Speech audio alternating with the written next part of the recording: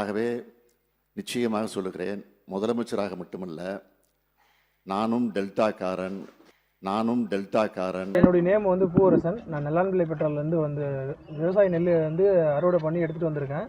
Night 2 மணிக்கு எடுத்துகிட்டு வந்த நெல் குடோன் வந்து பார்த்திங்கன்னா 5 மணிக்கு தான் ஓப்பன் பண்ணாங்க. அங்கே உள்ள வந்து நெல் குடோனில் அடுக்கலாம் அப்படின்னு சொல்லிட்டு பார்க்கும்போது பார்த்திங்கன்னா வியாபார நெல் 26 வியாபாரியுடைய நெல் வந்து பார்த்திங்கன்னா உள்ள குடோனில் இருக்குது. 5 குடோன்லேயும் வியாபார நெல் தான் இருக்குது. நாங்கள் அப்போ எங்கே எடுக்க முடியும்? தரையில் தான் எடுக்க முடியும்.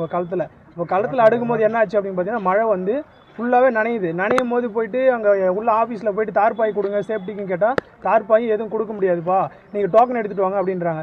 ஒரு நாளைக்கு 250 டோக்கன் தான் தரேன்றாங்க. 250 டோக்கன் வச்சுட்டு இப்போ மழையில் நனைஞ்ச நெல்லை நாங்கள் என்ன பண்ணுறது? இப்போ வந்து பார்த்தீங்கன்னா 2000 ரூபா நேற்று ஒரு நெல் விலை போயிருக்கு. இப்போ இன்றைக்கி அந்த நெல் வந்து பார்த்தீங்கன்னா மழையில் நனைஞ்சதுக்கப்புறம் 1200 எடுப்பாங்க. ஒரு மூட்டைக்கு 800 ரூபா, கிட்டத்தட்ட 50 மூட்டை கையிட்டு 40,000 ரூபா நஷ்டம். இப்போ அந்த நஷ்டஈடு யார் தர போகிறாங்க? இப்போ